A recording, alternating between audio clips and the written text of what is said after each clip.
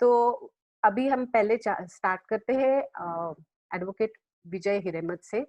उनकी पहचान यानी उनको इंटरनेट स्पेस में तो कम से कम स्ट्रीट लॉयर बोल के पहचाना जाता है। He is inspired by Street Lawyer of John Grisham. Solapur से जब वो बम्बई आए, पहले उन्होंने पूना में अपना लीगल एजुकेशन कंप्लीट किया और करीबन अभी 19 साल वो बम्बई के क्रिमिनल कोर्ट्स में और हाई कोर्ट में प्रैक्टिस कर रहे हैं। He is like our go to lawyer in Bombay, whether it is police arrest, sexual assault, rights of marginalized genders, human rights violation, is the person whom we approach. उन्होंने 11 साल human rights law network के साथ काम किया, उसके बाद 2 साल lawyers collective के साथ काम किया और फिर अभी 6 साल से वो इंडिपेंडेंटली प्रैक्टिस कर रहे हैं। तो विजय अभी ओवरऑल ये जो पूरे सवाल जो 6 तरह के क्वेश्चनर जो बनाए गए हैं ये समिति के तरफ से, तो उनके बारे में और उनमें क्या दिक्कत है और हम उसके पीछे क्या राजनीति देख रहे हैं उसके ऊपर बात करेंगे। To get into this issue of what is happening in terms of criminal law reforms, whether there is need for criminal law reforms and what is the process and where we are going today, that is something which we need to look into. Whether there is need for criminal law reforms, yes, there is a need for criminal law reforms in the country. Is this the correct process? That is something which is debatable. And as Sandhya said that in the beginning, that this government has the propensity to pass laws overnight. We have seen with Kashmir, we have seen last week what has happened in the Rajya Sabha. Several laws have been passed without any discussion, without any consultations with the concerned groups. So one wonders why, in terms of lawyers or in terms of criminal law, this government is asking or giving that space to consult, whether they are going to listen to all the suggestions that are coming, or whether this is going to be a facade. Eventually, we don't know. Because this government is only used to listen to Man Ki Baat and not people ki baat. That is one big problem with this government. But there is some hope here when they are trying to do the reforms through consultations and through the questionnaire that has been sent. Now in May 2020, when right in the middle of the pandemic, when thousands of people were walking home, this government decided to announce the criminal law reforms. It was completely wrong timing. People were caught unawares, lawyers were caught unawares, and many people were opposed to this kind of reforms for various reasons. Right from the composition of the committee, where not a single women member is there. There is no member from the minority community from anywhere, and also it's a very city-centric committee with all 5 male members. There is, and I must say that there is not a single criminal trial lawyer on the committee. Where they are dealing with basic issues of criminal trial, there is not a trial lawyer on the committee. The lawyer who is there, he was practiced mainly on the appellate courts. So some of the lawyers, some of us came together and were wondering whether we should be part of this. Not part of this, but we should at least respond to the questions that they are coming, or whether we should not participate in this process at all. But for the reasons, as I'm saying, that some of us decided to participate in this process and answer the questions, mainly for 2 reasons. One is that when if we feel that the government or this committee is making some sweeping changes to the basics of the criminal law or criminal jurisprudence in the country, they need to be told that they at least that this cannot be done, they should not be doing this. Whether they hear us, whether they don't hear us, but there is a requirement that they should be told that they should not be doing this. Secondly, we also felt that as part of history, we will be asked that when these sweeping changes were made in criminal law, what were you doing as human rights lawyers or people who are practicing on criminal law? We don't want to say that we were just standing by and as this was said by some of the seniors to the people who are not participating. We are not just standing by, but we did protest. We did tell the government what is the correct thing to do, but they had not listened to us. That is a different matter. There were various issues with the questionnaire itself. Initially, they said the answers can be given only in 200 words. Now, this is not an objective type of answer. They are deciding on the basic criminal law of the country. They can't tell people, or lawyers especially, who are used to write long written submissions on long petitions, to say the answers in 200 words in this thing. Secondly, the questionnaire is completely in English. Now, this throws out a lot of people who may not be well versed with English. The question, because the questionnaire itself is extremely confusing and it is lawyer centric, and then you make it only in English, it becomes extremely problematic. There are several issues which come up in the questionnaire which need wider consultations, which are not possible in the present terms situation. Making a mistake by going ahead with these issues which need wider consultation, which I'll come to that, which are the ones which need greater consultation. So far, we have answered 5 questionnaires. The 6th one is in the process. The first 2, Indian Penal Code. The second 2 are on the last released in batches. Now, this itself creates a problem, because by the time you are answering the 6th questionnaire, you may not remember what has happened in the first questionnaire. So you have to keep going back and see what are the answers, because some of the answers are repetitive and quite confusing. Yeah. So one of the major issues is going to be how these answers are going to be assessed, whether they are going to take the majority view, say that the majority people have answered a particular question in this way, hence we are going to change the law in this way, or they are going to take the answers of some established criminal lawyers, criminal academics, and say that these are the people who have said this is how these changes should be made. Because if you're going to go by the majority, which is extremely problematic, because we don't know what the majority is going to be saying. And I have some hope, which no matter which side these distinguished criminal lawyers or academics will be, but they will not touch the basic tenets of criminal law. So I would prefer that this committee goes by taking the answers of the established criminal lawyers, rather than just taking a bunch of answers and say that this is how the majority has answered these questions.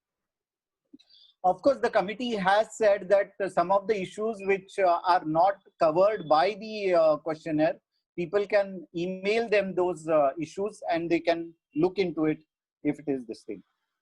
The quality of the questions, one is extremely confusing. The language itself is extremely problematic. Many times one doesn't answer what the committee wants to understand and what they are looking at. The questions are also repetitive. Similar questions are being asked again and again in different batch of questionnaires. I don't know whether they are hinting at something. They are vague. And many times one gets a feeling that this entire questionnaire is a job of interns who are working with the criminal committee, who have been given all the law commission reports and some of the judgments and asked them to draft the questionnaire. And the committee has not even looked into these questionnaires, whether it, how it will affect. And this again shows that there is a lack of criminal trial lawyer on the committee, and that experience of criminal trial lawyer on the committee is evident from the questions itself. Now, one main thing, the elephant in the room we must get cleared, is that there are a lot of queries whether this criminal law reforms committee is trying to get a draconian law in the mainstream. That is something like POTA, TADA, MCOCA. I have been constantly asked. Now, if you go by the questionnaire, my answer to that would be there is no direct attempt. You can't say that there is a direct line of questionnaire to make IPC into an POTA, TADA, UAPA or MCOCA. But you have to look at all the questions carefully. There might be some questions which are innocuously asked and which answered in a particular way may create problem for, as I said, for the basic principles of criminal law, long-standing principles of criminal jurisprudence in the country.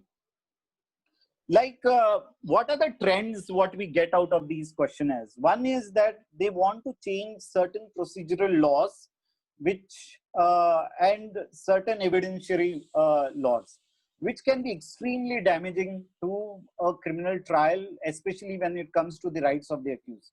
Just a couple of examples I would like to give is there is a questionnaire in the fifth one or the sixth one, whether fifth questionnaire, whether sealed envelopes should be allowed in a criminal trial, and we should give that the people who are answering should give guidelines for sealed envelopes to be involved. Now, this is extremely preposterous when you think of a sealed envelope coming into a criminal trial process.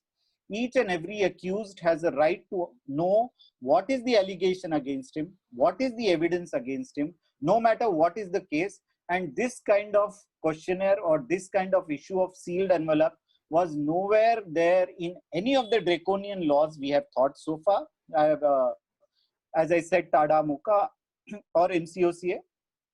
And to just think of this committee is thinking that sealed envelope should be part of the criminal law process is very disturbing.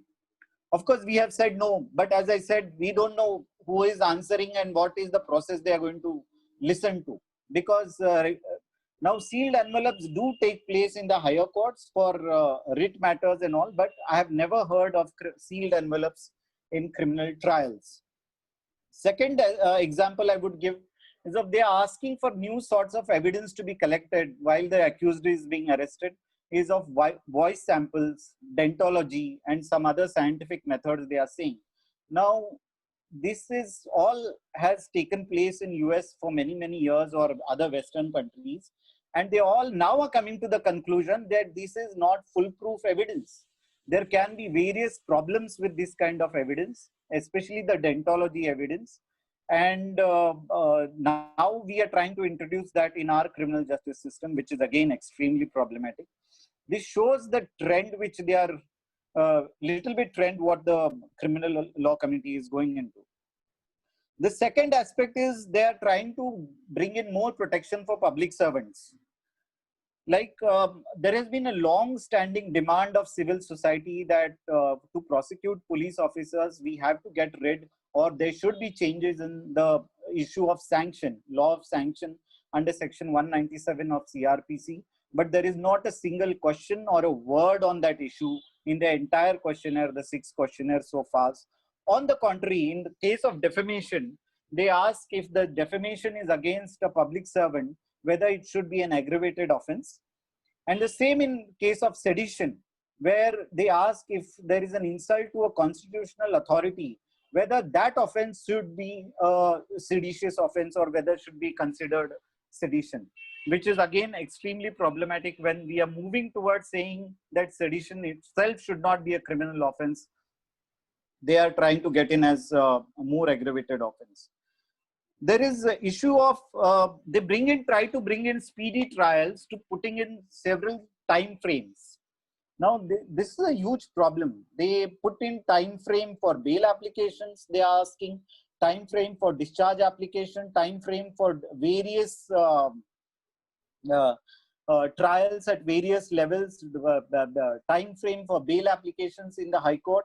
There is in the last questionnaire, there was also a time frame for submitting the scientific reports to the courts. Now, in an ideal world, all these time frames we would have agreed with. These would have been excellent for any criminal justice system. But what happens when these time frames are not followed? What are the consequences? Are to release the accused? Are they going to let the accused scot-free? Or there won't be any consequences? We have seen this happening time and again in various laws. In POCSO, there is a time frame that the case should be completed within 1 year, but it doesn't happen. There is no consequence to that. So without putting in infrastructure, without putting in any proper this thing, these timeframes are of no value, of no use, if there is not going to be any consequence to it. Of course, in a criminal case, you take away the rights of the person, you take away the liberty of the person, and there should be strict timeframes there. Like, to give an example, people who are now practicing in Bombay and Maharashtra, just talking of the infrastructure, in last 6 months in the trial court, there has been not a single video conferencing hearing happening. And this is the kind of infrastructure we have in Maharashtra, which is supposed to be a progressive state. In Bombay also, even the Bombay High Court has only 6 benches working on video conferencing, and they cannot work beyond 6 benches. There have to be enough judges, there have to be enough magistrates, there have to be enough session judges if you want to put in these time frames and take it forward. But there doesn't seem to be any effort from that side happening. The other issue is of shifting the onus on the victims here. There is a clear attempt to try to shift the onus. They're asking whether a victim should be heard at every stage of the bail application, whether every stage of the trials the victim should be heard. They have asked question whether there should be a mechanism to bring in coordination between the PP and public prosecutor and a private lawyer for the victim. This is I feel one way they might say that we are giving more rights to the victim, but it is also there at some point is they're trying to shirk away the responsibility from the state and the public prosecutor to completely to the victim. Because where is the victim every time going to get a good lawyer? Where is the victim going to get a lawyer to represent her throughout, him or her throughout the trial? And you start hearing a victim on each and every stage of a criminal case, there won't be end to that criminal case. Also, it's a huge problem if you are going to hear a victim on every bail matter, because that is completely something between the state and the court and the accused, and there is no need to hear the victim. And these discretions are already there with the courts. Whenever a victim appears before the court through a lawyer, the victim is heard, and hence there is no need for such kind of provisions to be brought in. Another major issue which they are trying to deal with is, and which comes across to a lot of questionnaire, is that making the law gender neutral. Now this is an extremely tricky area. The Verma committee had dealt with it, but the laws did not change.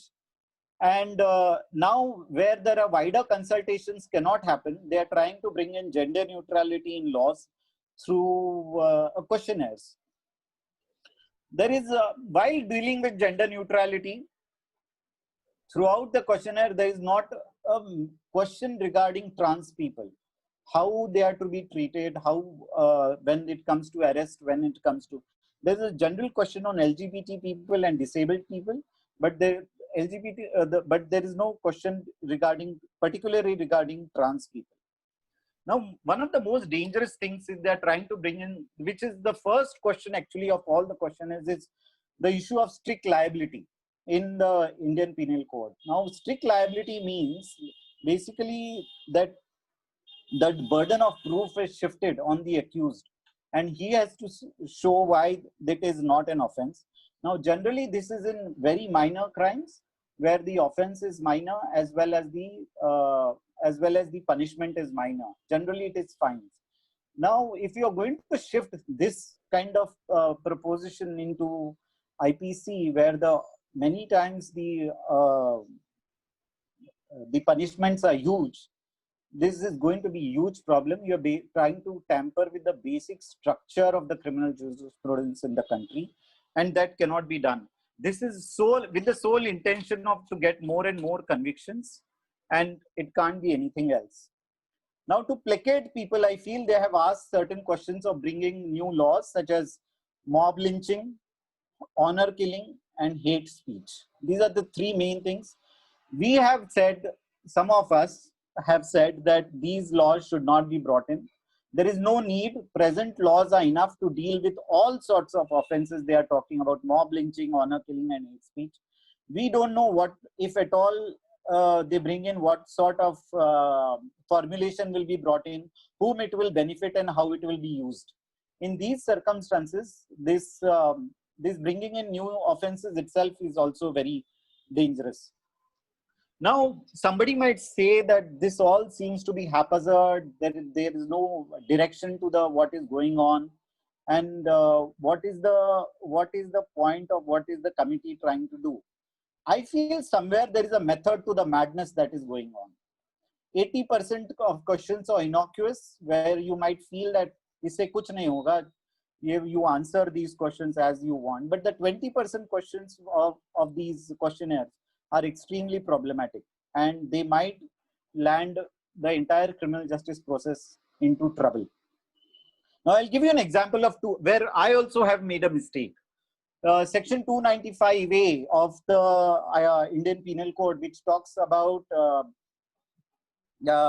insulting religious feelings or desecration of religious places. Now, when initially I saw this section, I was very excited, because I have two cases where an editor is being prosecuted for last 14 years under this section, where on an World AIDS Day, she had put a shivling on in her magazine, and so talked about how every time there is an intercourse, people should be using protection.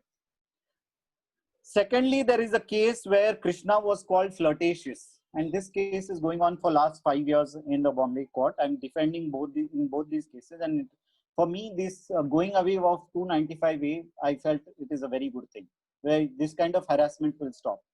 But later, if you go to think that what happens when the mosques are being desecrated, churches are being desecrated, where are you going to prosecute them once this section goes? We all have seen the pictures of Delhi riots, where the group of people was trying to hoist a saffron flag over a mosque, and I don't know whether those people will be ever prosecuted, but at least there should be some law to make them feel that they should not be doing these kind of things. So this section 295A was one thing which opened my eyes, and one has to be very careful of these questions, which may go either way. There is, as I said, there is a confusion and double speak also in the community when they ask questions. Like at one level, when you, in the questionnaire of defamation, they ask whether defamation should be decriminalized. Obviously, we have all been fighting for it, and we say, yes, it has to be decriminalized.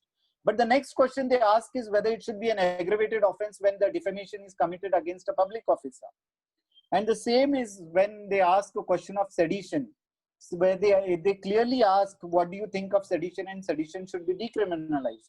When we say yes, and the next question comes is if insult to a constitutional authority should be sedition, and insult to national flag, insult to national anthem should be brought into IPC from separate laws. So clearly, at some level, there is kind of confusion and double speak from the committee. There are some plus points. I'm not saying there is some complete the committee is this thing. Like one of the best part they have asked about is now under certain laws, confessions are admissible to certain officers, like the NCB officers, customs officers. Now there is a question whether these confessions also should be brought in under section 25 and 26 of the Evidence Act, so that they become inadmissible if they are made to such particular officers, as confessions to police officers in this country are inadmissible. So I would say that there are several missing issues from this questionnaire, which the Criminal Reforms Committee, which should be looking into, is not looking into. In any egalitarian society, when there are law reforms to being brought in, it should be people-centric. And this questionnaire doesn't seem to be completely people-centric at all. It is not going to enhance the rights and the liberty of the people. There is nothing on sanction or reducing the powers of the police. There is absolutely nothing on custodial violence and extrajudicial killings that take place, and how do you reduce them? How do you enhance the prosecution? How do you get more convictions under those cases? There is no steps. They say that how to reduce the jail population, and we all know the jail population is maximum of the poor people in this country. So looking at overall this questionnaire, to conclude, I would say that the questionnaire seems completely misdirected and haphazard, and this sort of reform is not required, and one should be very careful of what is getting into. Thank you. Thank you Vijay.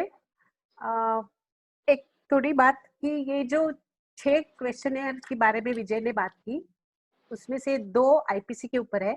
IPC जो तय करता है कि किसको गुनाह बोला जाए, गुनाह की व्याख्या उसमें होती है। 2 है वो प्रक्रिया के बारे में है, सीआरपीसी, और 2 जो है वो सबूत कैसे इकट्ठा करते हैं, वो सबूत के बारे में है।